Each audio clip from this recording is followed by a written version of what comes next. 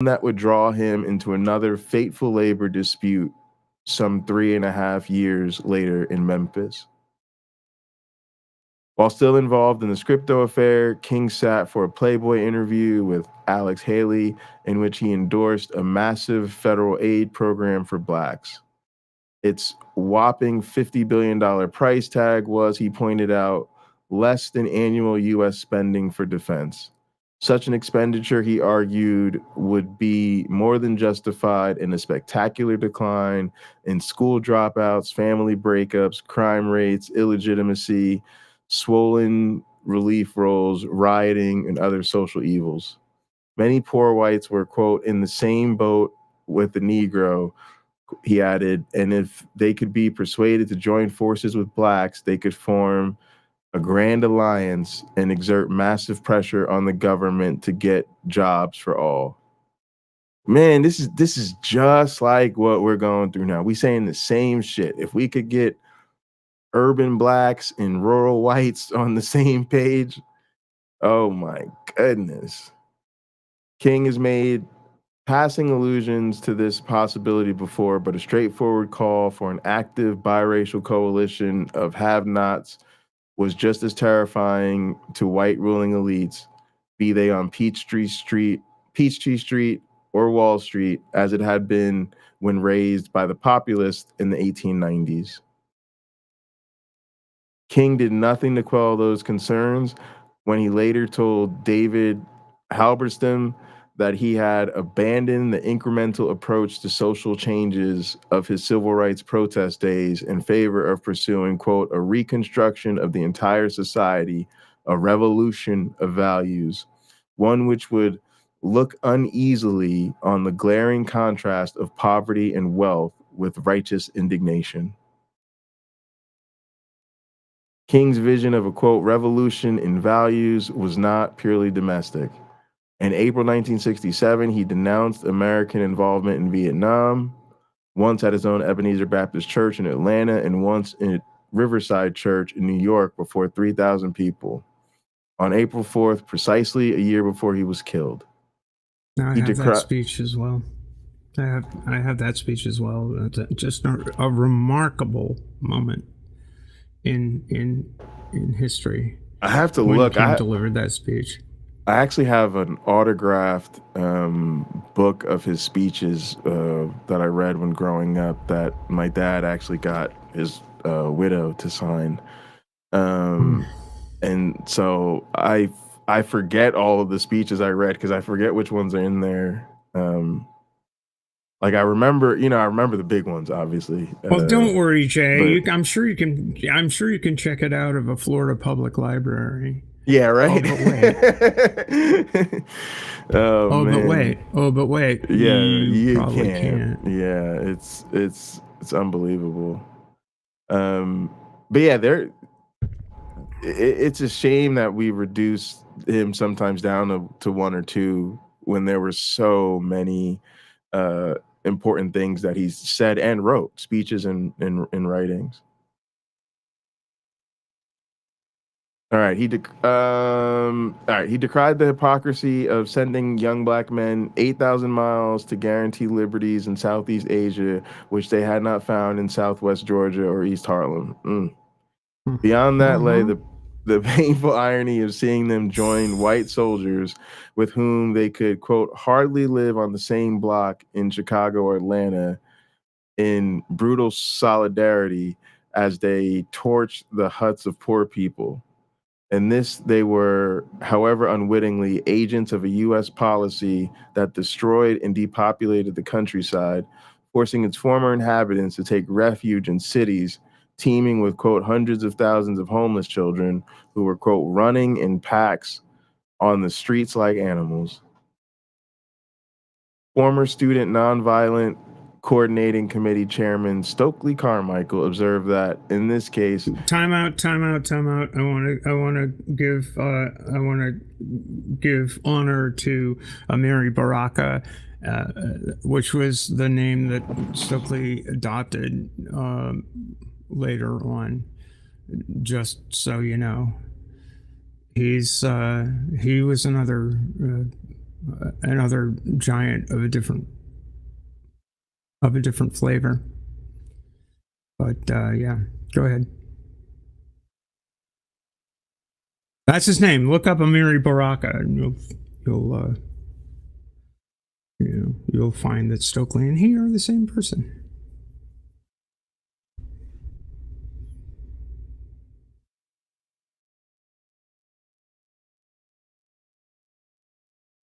Oh, I'm muted. I know the family. They're in Newark. Like Amir Baraka, the poet laureate's related to them, and Ross Baraka, the current mayor of Newark, New Jersey. Yeah, they're wow. They're Norkers. Yeah, I've known the family my whole life. My dad knows them really well. All right, so former student nonviolent coordinating committee chairman Stokely Carmichael observed that in this case, King was taking on not a hapless, wholly unsympathetic villain like Birmingham's Sheriff Eugene Bull Connor, but rather, quote, the entire policy of the United States government. The consequences were swift and severe. An outraged President Lyndon Johnson cut off all contact with King, and a great number of Black Americans, including many old allies and colleagues from the civil rights years, warned that his stance could have devastating consequences for their cause. King hardly fared better in pursuing his domestic agenda. It was one thing to capture public sympathy nationwide when pitted against the raw hatred and brutality that seemed the peculiar province of whites below the Mason-Dixon line. It proved quite another to persuade whites outside the South to share their neighborhoods and jobs with Blacks, or to support expensive federal assistance programs dedicated to helping Blacks overcome the historic disadvantages imposed on them by whites of earlier generations. See, this is what we're forgetting now, right? Like, it's the same thing when you can point across the line and call the other people the racist and the other people the bigots, then you don't have to change any of your stuff up. Bull Connor's jail is where Martin sat and wrote that letter. Unbelievable. Bull Connor was the sheriff of Birmingham, Alabama. Bull Connor had King under custody. Bull Connor sicked the dogs on the protesters in Birmingham that summer. Bull Connor turned the fire hoses on the people protesting in the streets for their own dignity that summer. Bull Connor, his name I believe was Ernest Bull Connor, became as much of a symbol of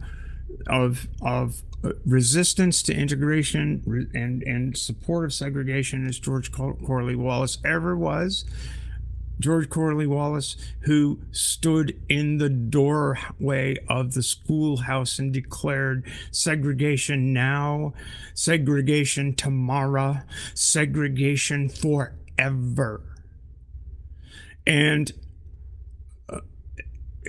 in 1965, with the passage of the Civil Rights Act, it was 1975 when James Garrity, justice of the Suffolk County Superior Court in Massachusetts, integrated the Boston public schools, and rioting ensued. There are photographs of white people from Southie trying to spear Black people with an American flag. Remind you of anything?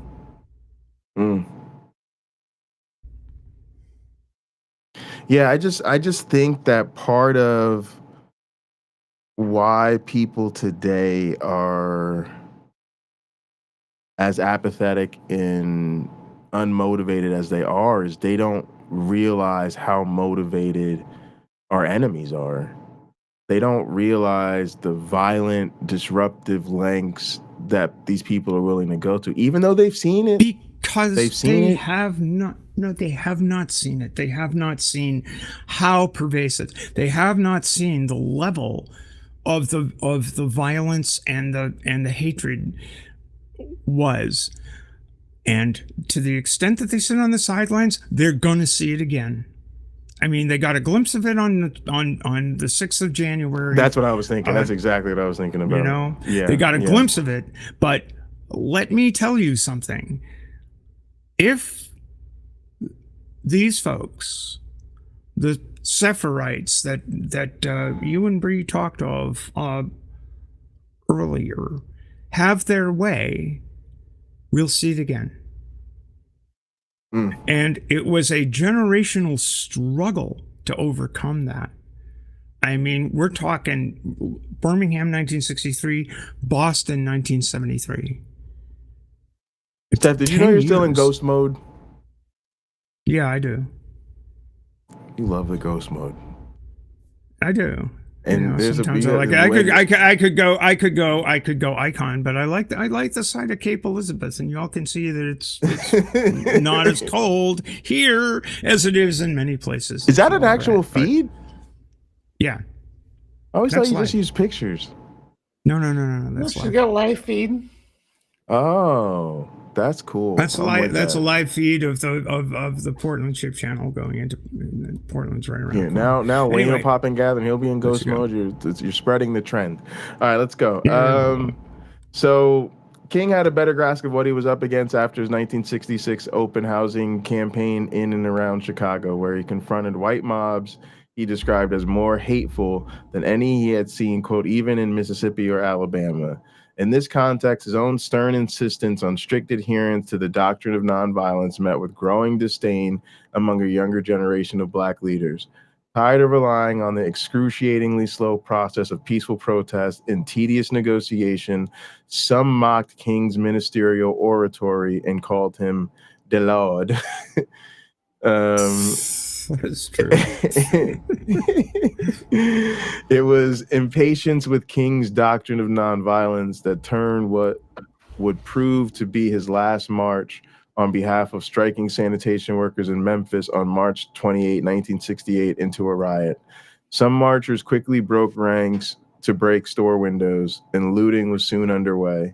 An aggressive police response, complete with tear gas and billy clubs, led some protesters to retaliate with Molotov cocktails. By the end of the confrontation, one person was dead and some 50 others wounded. Feeling repudiated and ashamed by this failure to prevent violence, King had to be pressured into returning to Memphis a week later for yet another march, one that a single assassin's bullet on April 4th assured he would never lead. When Stokely Carmichael originally scheduled a press conference for April 5th, 1968, he had planned to use it as a platform for demanding the release of fellow black militant H. Rat Brown, who had been stuck in a Maryland jail for several weeks. Instead, he devoted but a few sentences to the plight of Brother Rap before declaring that, quote, white America had made its biggest mistake last night by killing Dr. Martin Luther King. King's slaying meant the death of, quote, all reasonable hope, Carmichael warned, because he was, quote, the only man of our race, of the older generation, who the militants and the revolutionaries and the masses of black people would still listen to, even if they no longer agreed with what he had to say. There would be no more, quote, intellectual discussions. Black Americans would now retaliate for the murder of one of their leaders by seeking their justice not in the courtrooms, but in the streets. And so they did. King, I believe, was 47 years old when he was shot, maybe younger, actually. So, the older generation was, don't trust anybody past the age of 30. Right. She says laughingly at this point. I but grew up with that. Yeah, and I think the same mistake was being made there as we make now, right? With sort of assuming that it's just a matter of getting rid of the boomers and letting them die off and all this type of stuff. And the reality is, these people fought and bled in the streets in a way most of us wouldn't dare to imagine.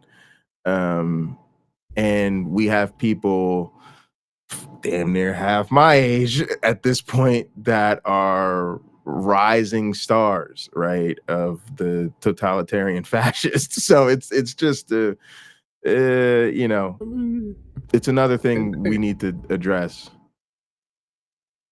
Go ahead. Yeah, I mean, I look and see, well, who are the media stars of the right wing right now? It's Matt Walsh. Right. And these aren't, sure, Trump may be a figurehead. He's 78 years old, and blah blah blah. But he's a tool. He's as much of a tool as a leader. He has that charismatic personality that will allow access to the Matt Walshes of the world, to the Ben Shapiro's of the world, to the what the fuck Michael Knowleses of the world, and let's to the levers of power. That's what they crave. Yeah, that's and what let's talk crave. about. That's what they want. Let's talk about the coons. It's MLK Day, Candace Owens. I leave that to you, Candace. Because I don't use that language. I know better. Yeah, Candace Owens is one of the chief ones, right? And she's no older lady, and you've got the rising infamy of Amala, her PragerU protege, apparently. So we just got to recognize that this is a perpetual threat, and we should expect that, right? Because they're working hard. Our opponents are working hard. They're up early in the morning to keep their foot on our throats, and staying up late at night and making sure their kids are doing the same. So I just say all that to remind us that we have a lot to learn from people that have been dealing with these issues longer than we've been alive, and we've got to stay vigilant in terms of the messaging in the minds of young people, and not just assume that they'll do better than we do, without, as Stephanie would say, making sure we're bending the bow of history. All right, and so they did, in classically Pyrrhic fashion. Younger, more militant Black spokesman who had spurred King's commitment to nonviolence and peaceful negotiation proceeded to stoke outrage over the slaughter of someone so unmenacing and well-intentioned. A week-long orgy of violence raged across more than 100 cities. That's not the type of orgies I like. Leaving at least 37 people dead and many more injured, and millions of dollars in property destroyed. This was a bitterly ironic send-off for someone who had sacrificed his life to the cause of achieving social justice by peaceful means. King's view of the Vietnam War. Steph, is that you typing? Yeah, that's me. All right. King's view of the Vietnam War would approach the mainstream of American thought within a few years, and his condemnations of American militarism and gross disparities in wealth and opportunity still echo, though to little more effect than he was able to achieve 50 years ago. Yet the basis for today's approval rating north of 90% can be captured succinctly in carefully cropped newsreel footage of King's countless confrontations with vicious, inflammatory bigots and his magnificent oratory that day in August 1963 at the Lincoln Memorial, when achieving his quote-unquote dream seemed largely a matter of rallying his countrymen against institutionalized racial persecution in the South. Overly narrow historical memories typically serve a purpose, and in this case, it is far more comforting to focus on Dr. King's success in making a bad part of the country better than to contemplate his equally telling failures to push the whole of America to become what he knew it should be. All right. So, that's that. And the only other thing I really want to add is, I was motivated by the fact that it's reported that he was still listed amongst the most hated people in America, even like half a decade after he died. Right, so he wasn't just fiercely opposed and murdered, assassinated for his belief and his stances. Years after his death, people still put him as the most one of the most hated people in the country. And I think that this needs to inform where we're at right now. We need to recognize sort of the dirt, the ugliness of what we're, those of us that care about social justice, of what it's really going to be like. It isn't going to be all flowers and roses and pats on the back for doing the right thing. It's going to be opening ourselves up to a lot of the arrows that are trying to take justice the other way being emptied in our direction. So I mean, you talk about him being hated. He was not just hated. He was on the terrorist watch list, right? He was a terrorist leader is what they considered him. The FBI was obsessed with him. So was the CIA, though. Some of that stuff still coming out to this very day. What their obsession with him. Yeah. It did make it difficult to get his legacy off the ground, but they couldn't keep it down because, as far as civil rights leaders go, he's the quintessential one, right? He's who everybody thinks about. He may not have been, they may be able to find, some silly stuff from his personal life or whatever, but it doesn't matter in the long run. It's what impact he had on the culture he was trying to fluctuate. Steph, you trying to show us something? Or did I share that too soon? You might want to. Yeah, it's on screen.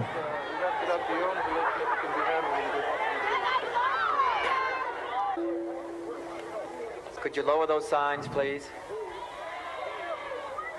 I have some very sad news for all of you, and that is that Martin Luther King was killed tonight in Memphis.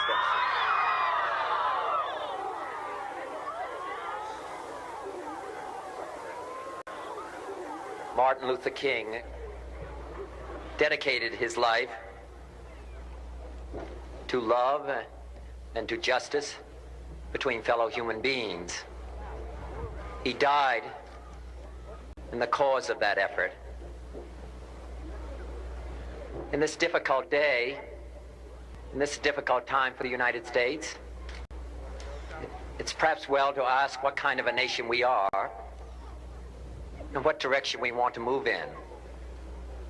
For those of you who are black, considering the evidence evidently is that there were white people who were responsible, you can be filled with bitterness and with hatred and desire for revenge. We can move in that direction as a country, in greater polarization, black people amongst blacks and white amongst whites, filled with hatred toward one another. Or we can make an effort, as Martin Luther King did, to understand and to comprehend and replace that violence, that stain of bloodshed that is spread across our land, with an effort to understand compassion and love. For those of you who are black and are tempted to be filled with hatred and mistrust of the injustice of such an act against all white people, I would only say that I can also feel in my own heart the same kind of feeling. I had a member of my family killed, but he was killed by a white man. But we have to make an effort in the United States. We have to make an effort to understand, to get beyond or go beyond these rather difficult times. My favorite poem, my favorite poet was Aeschylus. And he once wrote,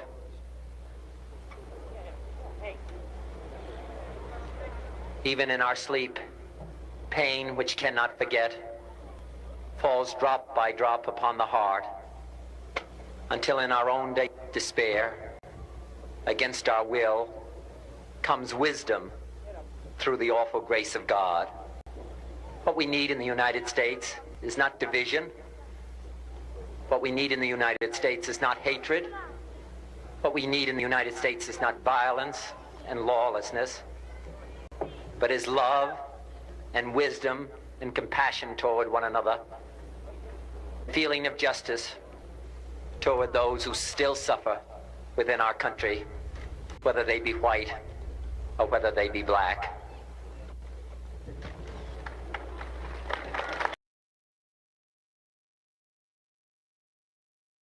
All of that and the rest of the speech that I'm not showing, all of that was extemporaneous. Bobby learned of that before he went on stage. Yeah. And 2 months later, he was shot to death. What was that rally for? That was in Indianapolis on April 4th. He was running for president. Campaign rally? Yes. And he got the news and gave that speech. Well, what struck me Indianapolis, Indiana was one of the few cities in the country that didn't explode in violence that night. Yeah, probably because of that speech. Definitely. Mm-hmm. What also struck me though was just so this is something, you know, Trump is constantly talking about, which is Biden can't draw a crowd. It's interesting that you know, you even we talk about the lack of sort of the urgency with regard to social justice, but there also seemed to be more enthusiasm for the idea of progressive candidates and you know, moving towards the left. Like, we really don't see a candidate that represents progressive ideals having that kind of effect these days. And you see the thing that Kennedy displayed there, Bobby displayed there, and that King made the touchstone of his entire life was empathy.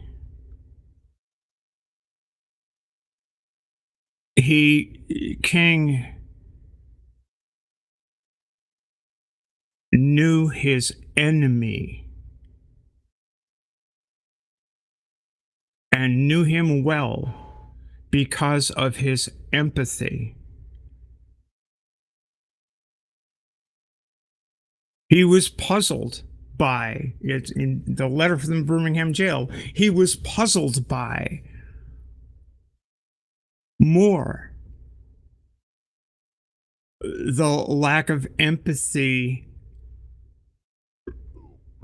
from the white moderate than the antipathy of the person who just was out hating him and his goals. Yeah, but he never lost the empathy for either. So there's people in the chat that were persuade. Good. Sorry. He wanted to persuade. He did. You know, if you look at the Dream speech, which everybody likes to remember,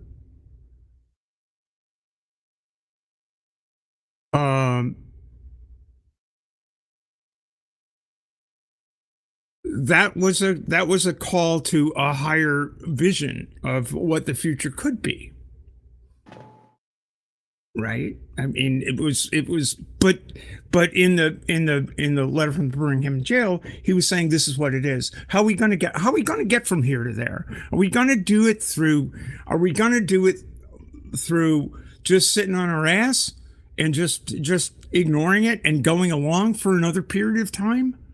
Or are we going to do it through highlighting the injustice that we're facing here and challenging the people that are perpetrating it, challenging Bull Connor to make a change? And the change was made. Yeah, so there's a lot here. So let me just quickly get through some things from the chat. When did how the public opinion of King change to one of a hero? When did we start pretending we've always idolized King? So the article we read talked about, you know, the highlight reels and chaining it all to the I Have a Dream speech being sort of part of how that messaging was changed, but they didn't specify when, and I wasn't alive, so I don't remember. By the time I was born, we were kind of well into the heroic treatment period. Also, some people were saying they didn't like the speech and that it reminded them of the bishop's letter. Yeah, I think that's why Stephanie was emphasizing sort of the impromptu nature of it. It wasn't prepared. It literally happened on the spot. Yeah, he was informed that King was dead a minute before he went on stage. He made it all up by himself in the moment. And he remembered the assassination of his brother. That's empathy. And the promise that Bobby gave to those of us who are watching that campaign, and particularly in his opposition to our continued involvement in murdering people in Southeast Asia, was hope. It was the same kind of hope that King delivered in the speech he gave before he was shot, the night before he was shot. I've been to the mountain. I might not get there with you, but I've seen the promised land. That was the kind of hope that there was, and it got dashed. It really did get dashed. Yeah. No, I was just saying that I see where the chat's coming from. UC Love and Lena, and I can too. I get it. It definitely has that sort of like very much like the bishop's letter. Yeah, it's a great comparison. But this is what we still hear.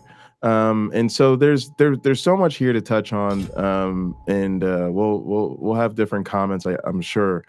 But a couple of things I want to get out is really thinking about where King landed on so many things and how it speaks to the time we're at now, and how this was what was really unpopular, that he wasn't just pushing the meta forward in terms of civil rights, but he was anti-war, and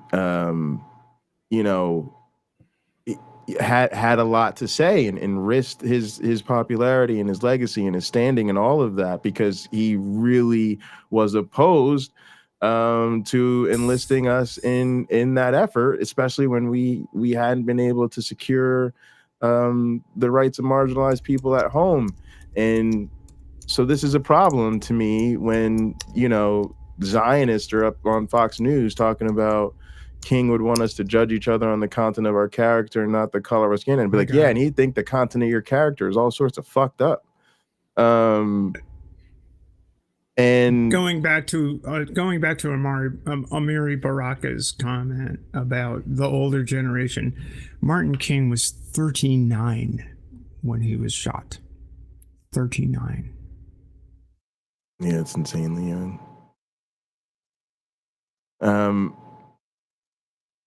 Speaking of that comment, though, there's a real chilling effect that all of that still has on me. Because I was raised so heavily in the at least whitewashed version of MLK and the nonviolence and the reality of learning more about his actual history in the way in which sort of the end of his life epitomized the inadequacy in many ways of that approach, and leading to the present moment now, where we're constantly engaged in this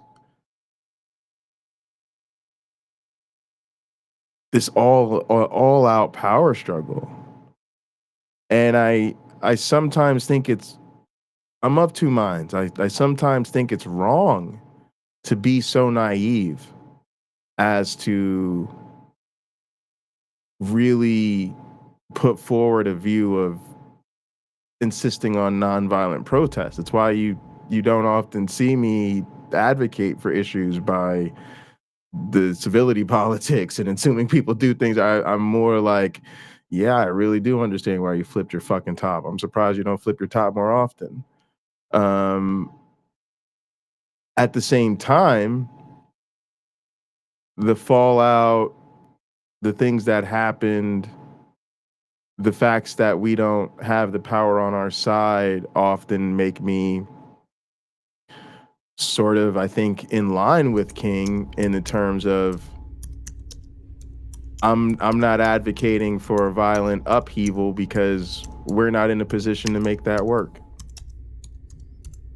And in our position, that's just going to cost us even more security than it's worth. So I'm still of the opinion it's not effective for marginalized groups. Quite frankly, don't get yourself in a gunfight if you're going to be outgunned. But I do feel a sort of, I don't know if helpless or hopeless is the right word, but a certain this ain't gonna cut it when it comes to peaceful means of resistance. Because I think that's a lot of times, like, just because of what we deal with on YouTube. We're constantly having these conversations with these bad actors. Steph, we can hear you typing, sweetie. Oh yeah, I figure she's just motivated in the chat right now. But yeah, it's Bree, you know what I'm talking about. I'm gonna stop rambling. But yeah, it's just I don't know where I'm at with the whole nonviolence thing, and that's kind of why I wanted to talk about this stuff. Yeah, I mean, they tried to overturn our government. You know, I think the time for whether or not we're gonna be dealing with violence is past, right? I mean, it's the same freaking same people storming the Capitol in 2021 where it's the same demographic that were painting this hateful rendition of Dr. King. Same mindset of trying to preserve this old way of being a citizen of this nation, right? The hierarchy that we grow to so accustomed to over the, like Steph said, the last 100 years before Dr. King rose to prominence, and we'd grown so accustomed to there being this class class hierarchy, right? And right over since his assassination, it seems like we go 2 steps forward and 1 step back constantly. I mean, it's always, especially when it comes to racial injustice, like they hearken to the Rodney King beatings, our beating in the 90s and the riots there, and then the George Floyd riots. How many times does this have to happen? How many times does a black man have to be martyred in front of the eyes of the country before we will roll forward on this issue? How many times does it have to happen? Right. We need to stop this both siderism bullshit. Absolutely. There's one side that's wrong. There's one side that's fucking wrong. That's 100%. That's 100%. There's one side right. that's absolutely fucking wrong. And people who want to both sides these issues, you know, they really need to examine what they mean. What do they want? Do they want to be those people that are waiting for a better, more timely season? Or for some kind of miracle? It doesn't happen without working for it. And so if you want to be an ally, I've talked a lot on this stream, and I should shut my fucking mouth. But I'm only contributing this because I'm old, and I remember the days, and I remember these events, and it's a source of tremendous frustration to me that can't get across how hard it was to win the battle. I didn't do it. Y'all did. Yeah, I think UC Love is right on here. That I don't think violence will enhance a movement that has evidence on its side. It's almost the distraction they want: strength through unity and organization, strikes and peaceful protests, etc. But the violence has never been on our side. That was Martin's that was his ace in the hole. If you watched where the violence was coming from, it was coming from Bull Connor. John Lewis didn't smack himself in the head. The fucking Alabama state troopers smacked him in the head. Right. The violence isn't coming from our side. We are not advocating violence. We are advocating justice. Yeah. And the people that refuse to acknowledge that one side is simply saying, hey, don't you think it'd be okay if we were human beings like you all are? And all we want to do is have a ham sandwich at a lunch counter? And you're going to smack me over the head for that and haul me off to jail?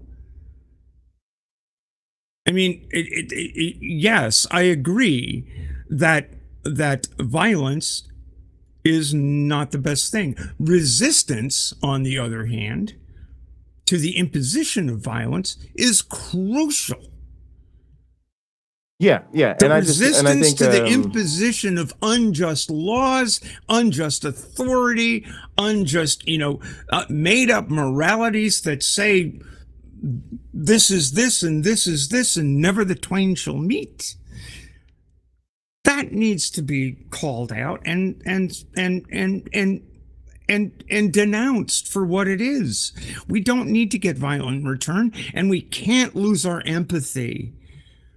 Yeah. And we've got to be, the thing I liked about was calling the attention to the active things that we need to be doing, right? Is it's not just saying you're on the right side or having the right opinion. It's helping us organize, helping us do the things we need to do to actually get the work done.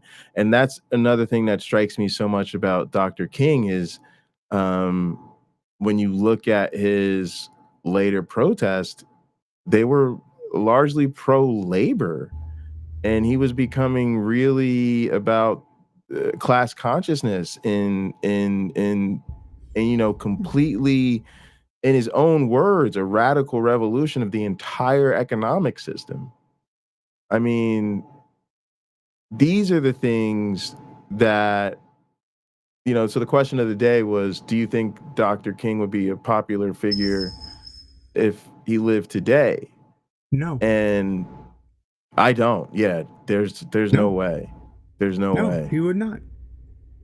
He would not, because he challenged people to be conscious of the moral choices they are making in the face of a moral crisis. Dante Alighieri said that the warmest places in hell are reserved for the people that sit by in a time of moral crisis. And he said that in the 1200s. We haven't changed as a species. You guys were talking about, dealing with the Robert Seffer vision of the world, but we're one species. We think the same way. We always have. We think of ourselves as sequestered off into tribes, but we can't do that in a world of 8 billion people unless we want to bring ourselves down. We have to, the consciousness of empathy, the consciousness of siblinghood, the consciousness of the world being are the only place we are ever likely to know, and to care for it going forward in terms of ecology. I have no doubt that King would be full on green at this point. You know, when you think of economic justice, when you think of racial justice, when you think of justice for all living beings and care for the earth, I think he'd be right there.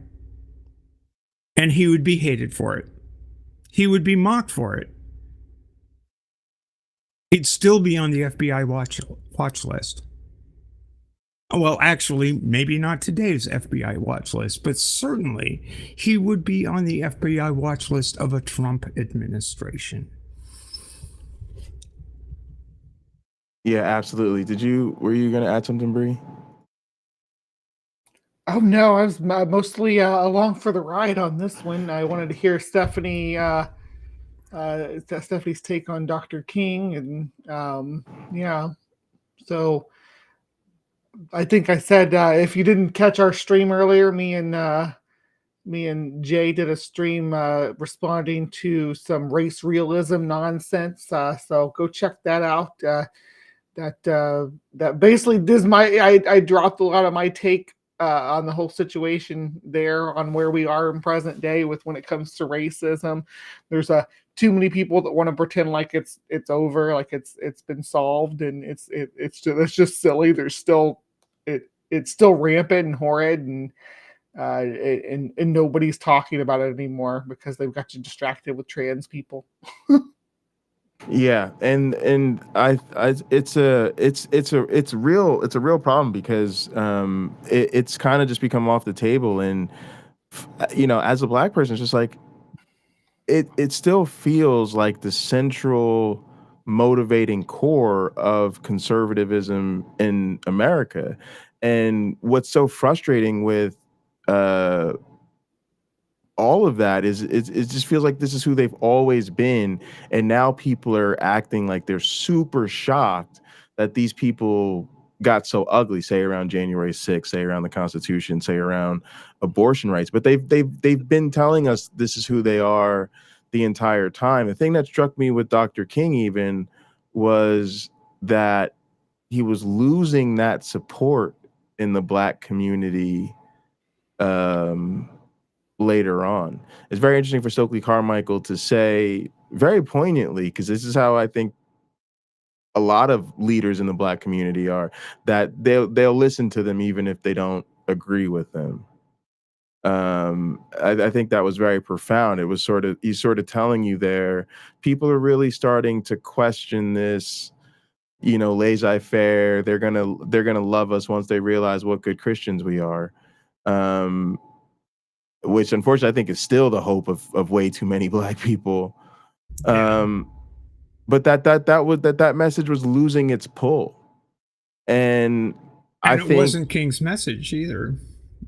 Right. He was himself becoming much more radicalized. And and I think that would be the case today, because, you know, if he was simply, you know, telling us to, you know, write letters to our Congress people and continue to be like, he'd almost be laughed out of the room these days after George Floyd. But don't get out of the streets. He was saying the same, you know, but don't get out of the streets. He was shot before a protest. And it was not, you know, and the other thing to bear in mind is that, let's see, April 1968, and Kennedy was shot. And then the Chicago, Democratic convention happened, and there was police riot, and Fred Hampton during the trial of the Chicago 7 was shot as well. A man who literally was trying to feed people in Oakland. Feed people in, it was the chairman of the Black Panther Party. He was shot for trying to help his own people. You need to people need to understand that those times were something. They were something else. Yeah. And the racism and the remembrance of the racism and the people who were saying we've had enough. That's what people remember of the left, but they don't remember the circumstances of the left of the day. And even in the stream that Bree and I did earlier, how many times did this race realist say leftist, socialist, Marxist, communist professors? I mean, and they would be hurling all those accusations at MLK. You know, the dude would be more left than Bernie, and the right is pretending that way more left than Bernie. And the right is somehow pretending like, you know, they'd love the guy.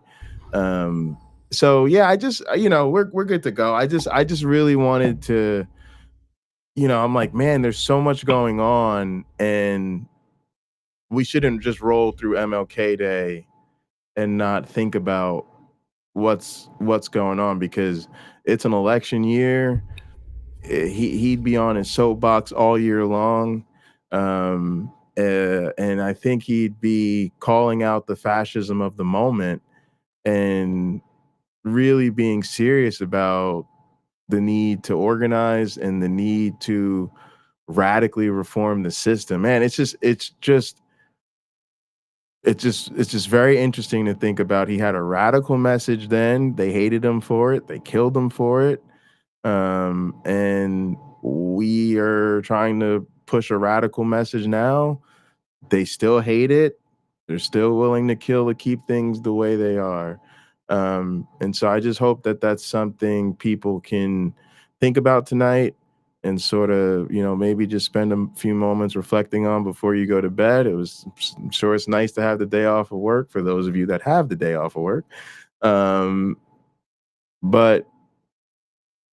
a man was murdered for us to have this day off of work, and he was murdered for trying to create the kind of world we all want to live in. And here we are 50 years later, we still do not live in that world. And they're still willing to kill us to make sure he does not see his dream come to, we do not see his dream come to fruition. So I just think that's what we're really up against. 60, to be honest. Yeah. And today I feel every single day. You know, it's just I thanks, Jay, for doing this, because I think it's really important for people to remember that the struggle isn't over. Eyes on the prize. You know, keep your foot on the gas.